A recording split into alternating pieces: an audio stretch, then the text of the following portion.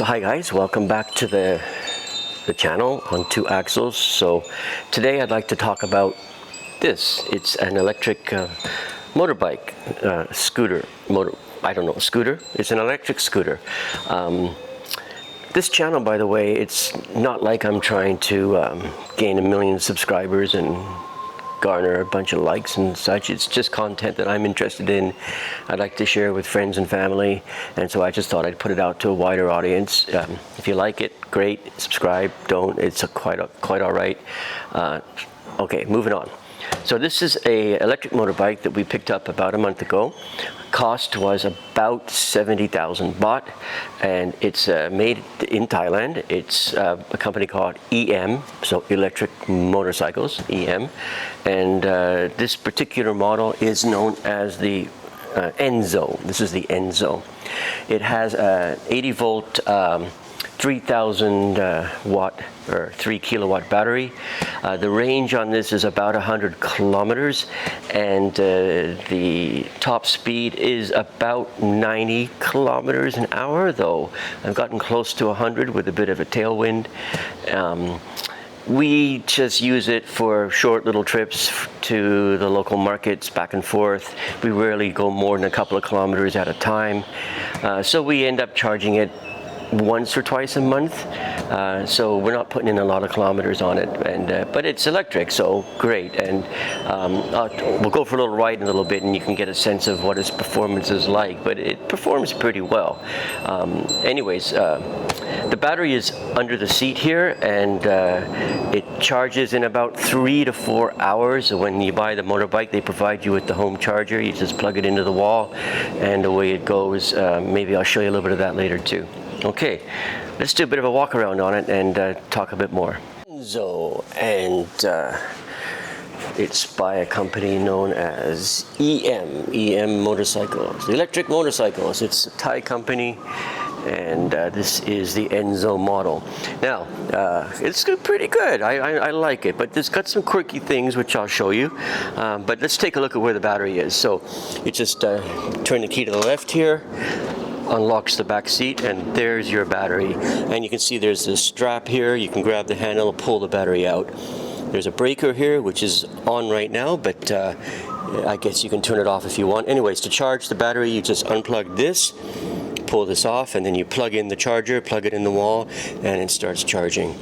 A little bit quirky, right? I mean, why don't they have a little external charging port somewhere so you just plug the charger in and not have to fiddle with opening the seat? And I don't know, but that's just the way it is. I guess that's what you have to, that's just where the technology is right now, I suppose. Anyway, so that's the battery, lives under the seat there.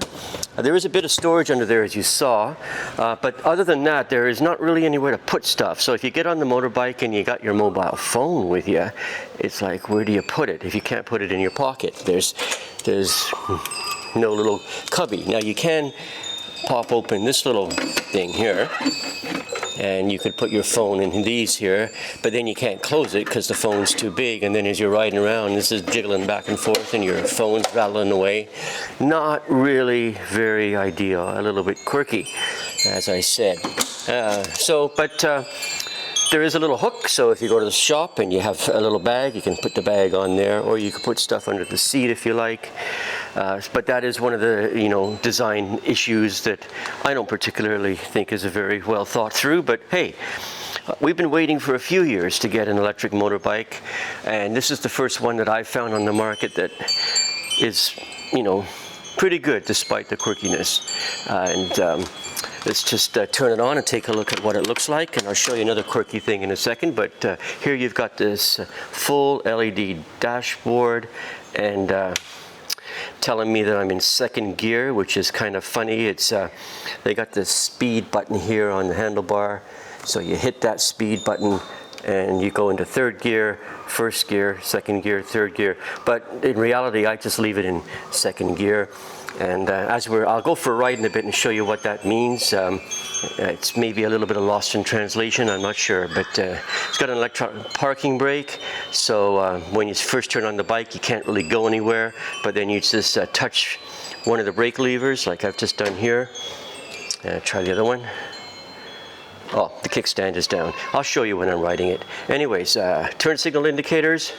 They've got these LED lighting on the front, so when you're making a turn, you get the flashing LED, and then when you're not making a turn, it's just white.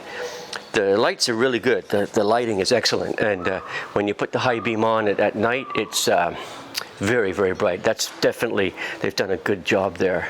What else? We got these little 13-inch wheels, which do the trick, and I like these this alloy spoked rims that they have on the front and the back, and it's got a single electric motor in the back that makes everything go round and round. Disc brakes, front and back, I believe. Let me just check that. Yes, disc brakes front and back, and it's you know, 2 up. You can take 2 people on this. They say that the maximum load is 150 kilograms, so that's like 2 Farang or 4 Thai people on average. Oh, here's another quirky thing I don't like. When you shut the thing off, it's got this annoying security alarm. Here we go.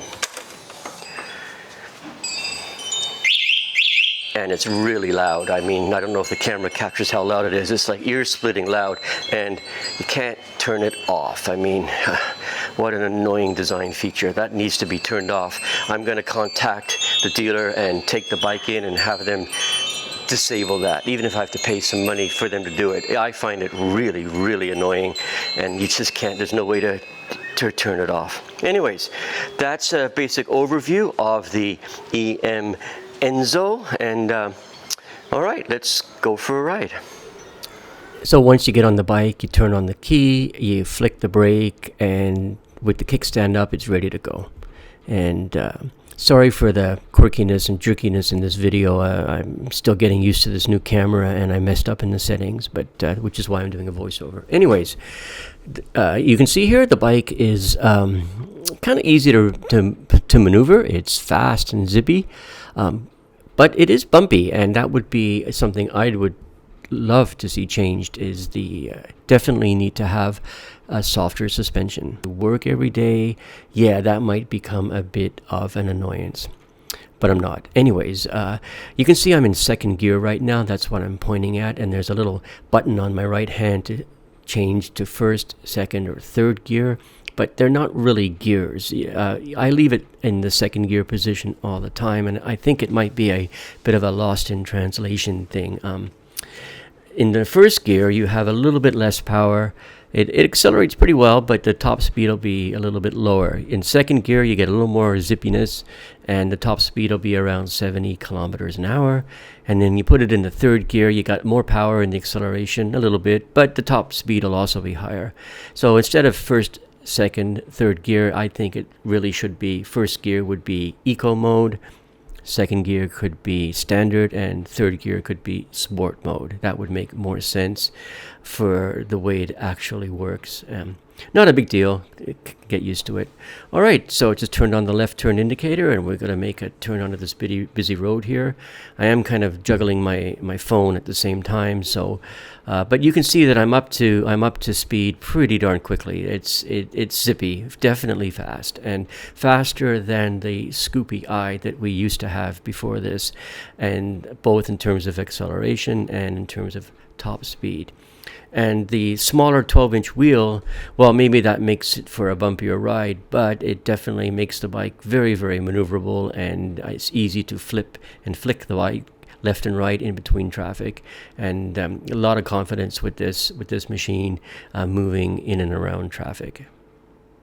So I just roll the bike back, go around to the inside lane, and now I can get through to the stoplights and make my left turn, and try not to hit the police officer in the process. There we go. But you can see here I need to just speed up quickly to get in front of this white car, and so a little twist on the throttle and it zips forward really, really quick. And so it definitely has the power that you need to manage maneuvering and navigation through tight city traffic, and that's exactly what it was built for. So it excels in that and so forth. And I also like the fact that because it's small and maneuverable, I can get anywhere I need to go 10 times faster than I would on with a four-wheeled vehicle. And also I get to take these little side streets, these little cut-throughs along this clong here, and because it is a motorbike. Now, of course, I could do that with the Scoopy-i as well, but I'm just illustrating that the electric bike performs just as well or better than the gasoline-powered machine that we used to have. So this kind of showcases the maneuverability, where I had to make kind of a tight left and a tight right to cross over this little pedestrian bridge over the clong. And now I've opened up the throttle and we zipped up to about 45 kilometers per hour pretty quickly, and it's a bit too fast for this road, so I'm gonna let it slow down. But that's something to mention too. When you do take your hand off the throttle, the deceleration is quite slow. It'll coast for quite a ways and just gradually lose speed. I don't think there's any regeneration happening with this machine when you take your hand off the throttle, and it's not like an engine where the engine will automatically slow you down. This just kind of coasts on, and so you have to take that into account in riding this. It's a bit different but easy to get used to. And so here you can see navigating through tight spaces around cars, bicycles, pedestrians, tight lefts and tight rights. Very, very easy, very, very maneuverable, as are most scooters or small motorbikes. Likewise, when hitting the brakes, I don't think there's any regeneration happening. There is a little red light that comes on the screen when you hit the brakes, but I don't know if that's to indicate that there is a regeneration happening into the battery. No idea. There's nothing I could find in the owner's manual. You can see here I just hit the brake, and there's a little red indicator beside the battery level indicating that the brakes are engaged, but I don't think that has anything to do with regen. Anyways, there's our quick review of the EM ENZO. If you have any questions for me, just throw them in the comments. Happy to answer them. Otherwise, thanks for watching and have a great day.